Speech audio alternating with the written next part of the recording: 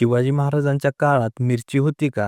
हा प्रश्न बऱ्याच लोकांना पडतो. तर चला आज जाणून घेऊया.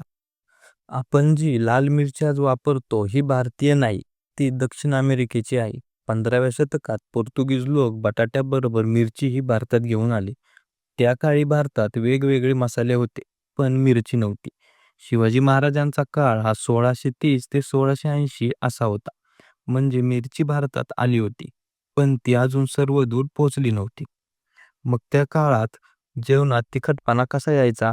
त्या काळी महाराजांच्या स्वयंपाकात प्रमुख भूमिका होती ती म्हणजे काळी मिरी, हळद, आलं, लसूण, कांदा, हिंग याची. आणि खास मसाले म्हणजे कोकम, चिंच, तमालपत्र, दालचिनी, वेलदोडा यांसारखे मसाले वापरले जायचे.